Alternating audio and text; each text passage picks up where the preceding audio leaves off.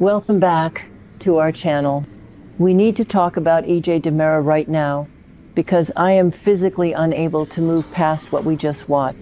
In Days of Our Lives, EJ DiMera is lying there, completely pale, sweating through his expensive silk sheets and totally bedridden with what they are calling the flu. Are you kidding me? Since when does the great EJ DiMera just catch a seasonal bug? We are wondering if this is actually the seasonal flu or if someone intentionally poisoned him. Did someone purposely make EJ sick? Because I am telling you right now, I have been watching this show since 2015, and a DiMera does not just get the sniffles. There is absolutely no way this is natural. Someone has it out for him, and I am honestly here for it. But wait, let's look at the suspect list, because it is long, like CVS receipt long. First up, we have to talk about Kristen DiMera. I can't believe they actually expect us to think Kristen wouldn't stoop this low. We all know she has deep, deep ties to Dr. Wilhelm Rolf. Yes, I know Rolf is currently in hiding because his super serum 2 completely failed Lexi, but come on. This is Kristen we are talking about. She could easily find a way to get her hands on some obscure, non-lethal virus from Rolf's secret stash to infect her own brother. Not something to kill him, obviously. That's too permanent and leaves a body. She just needs EJ bedridden and completely distracted long enough so she can safely slither her way out of Salem. Because let's be real, EJ is on a warpath. He is out for blood after finding out Kristen actually tried to have his son Johnny killed by Sophia Choi. I am sorry, but if someone tried to take out my kid, I would be doing a lot worse than just locking them in a shipping container. So Kristen is desperate. She needs a massive distraction to escape his vengeance. And what better way than infecting him with some mystery DiMera plague? And let's not forget the sheer psychological warfare Kristen is currently waging. While EJ is sweating out this mystery flu, Kristen has literally kidnapped their mother, Susan Bank. She is running around Salem wearing Susan's face, manipulating Rachel Black, and planting seeds of doubt. The layers of manipulation are just staggering. Kristen is a survivor. You lock her in a shipping container, she breaks out, steals a face, and possibly poisons you on her way out the door. It's iconic behavior, even if it is completely psychotic. And then you have Lexi Carver somehow tangled up in this escape plot. I mean, Lexi and Kristen teaming up. It feels like a fever dream. Maybe Kristen and Lexi view this whole scheme as some sort of twisted karma for EJ. A way for Kristen to escape EJ's retribution. And maybe Lexi is just desperate enough to go along with it. But wait, I'm getting ahead of myself. Let's think about this logic. Lexi doesn't actually know why Kristen is running from EJ. She doesn't know about the hit on Johnny. If Lexi knew that Kristen tried to murder her own nephew, there is absolutely no way she would be helping her. Am I the only one who thinks Lexi would actually tear Kristen apart if she knew the truth? Lexi is a mother. She loves Theo. She loves her family. She would never condone a hit on Johnny. So Kristen is definitely playing Lexi, using her tragic situation to cover her own track. It is so sick, but also so incredibly on brand for Kristen. Okay, back to the point. Even if Kristen didn't poison him, EJ's sick day is going terribly. Can we talk about John Oliver's cameo? I cannot believe they did that. Devlin St. John just waltzing into the DiMera mansion like he owns the place. He completely bypassed Rita Leslie. Poor Rita. She is really not getting paid enough to deal with these people, and marched straight into EJ's bedroom to wake him up from his deathbed. And when EJ woke up, he looked even worse, like literal death warmed over. The flu is bad enough, but having the chief water inspector screaming in your face about the chorus seal tainting the water on Smith Island, That is a whole new level of karma. Devlin is literally blackmailing EJ over the Coruscant cover-up. And the slap fest, the comical slapping between EJ and Devlin. I was crying, laughing. EJ is at his absolute lowest, completely humiliated, weak, and getting whacked by John Oliver in his pajamas. It was peak soap opera camp, and I loved every single second of it. Do you guys realize the magnitude of this Coruscant scandal? This isn't just some minor corporate oopsie, people got sick. Destiny Rowland literally died right in front of Sarah Horton in the town square because of these tainted drugs. And EJ has been sitting in his CEO chair, perfectly healthy, covering it all up. He even sent his own son, Johnny, to break into Sarah's office to steal files. It's disgusting. So seeing EJ physically suffer, seeing him sweat and shake and look like he's about to pass out, it feels like the universe is finally balancing the scales. But you know what? If it wasn't Susan or Kristen who infected EJ, I have another massive theory. What if it was Cat Greene?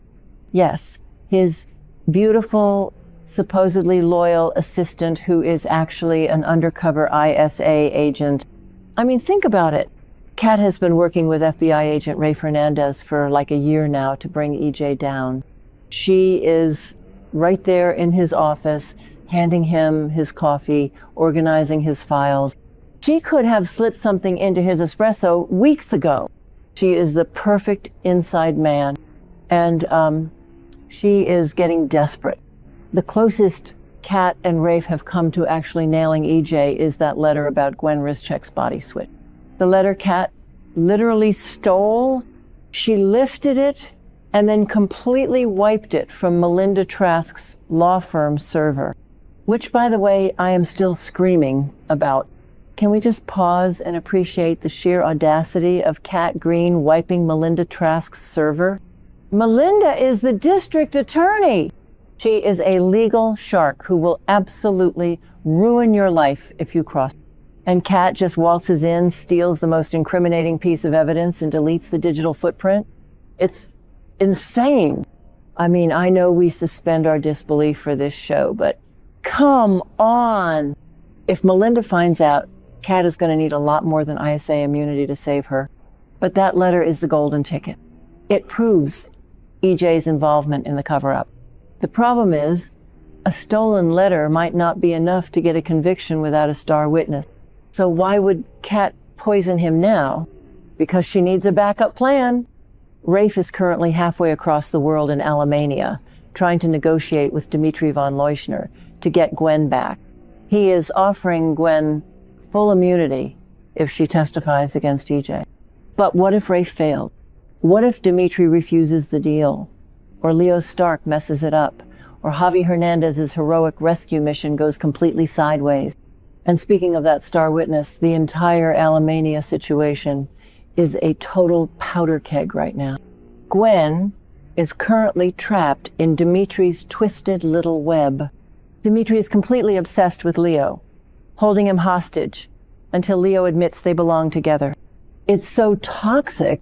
And now we have Javi, who just dumped Gus, flying halfway across the world because he realized he's still head over heels in love with Leo. It is a massive, chaotic rescue mission. If Javi bursts in there and starts a brawl with Dmitri, Gwen might slip right through Rafe's fingers. Cat knows this. She knows Rafe's mission is hanging by a thread. That's exactly why she needs EJ incapacitated right here in Salem. She needs him weak, bedridden, and unable to manage his criminal empire or cover his tracks while she digs for more evidence. It is brilliant. It is ruthless. And I am kinda here for it. I know some people are loving this vulnerable side of EJ, but personally, I think he deserves every single ounce of suffering he is getting right now. Remember when they tried to make EJ this sympathetic, misunderstood anti-hero a few years ago?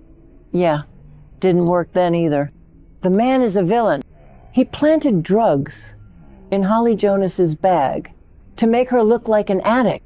He is forcing his son Johnny to do his dirty work. He hid Lexi Carver in the freezing, damp DiMera tunnels to die. He is a monster.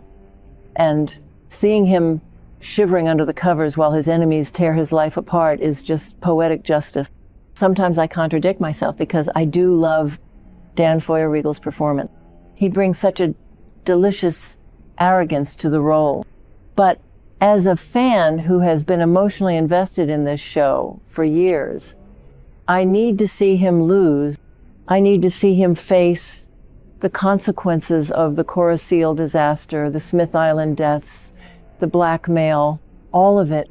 Let's really dive into the psychology of this for a second. If Kristen did it, it's an act of desperate self-preservation. But if Cat did it, it's an act of cold, calculated espionage. I honestly kind of want it to be Cat. It makes her character so much more interesting. She's not just playing the honey trap game. She's actively engaging in biological warfare against a DiMera. That is legendary status, right? But then again, Kristen using Rolf's leftover juice is so nostalgic. It brings back all those classic Stefano-era vibes where people were constantly getting injected with mystery serums. And what about Rafe? Does Rafe know Cat might have poisoned EJ? Rafe is usually such a Boy Scout.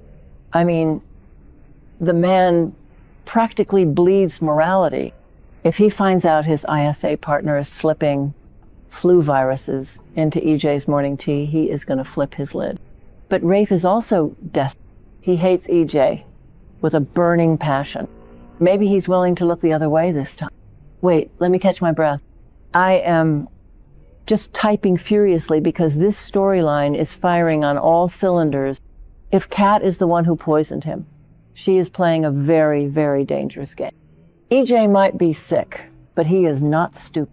He already suspects she is lying about her memories of Italy and their time in that rehab facility. If he finds out his own assistant gave him a biological weapon, he will destroy her. And Andrew Donovan already warned Cat that she is in way over her head. She should have listened. So what is going to happen next? I predict EJ is going to figure it out. He's going to realize this isn't just the flu.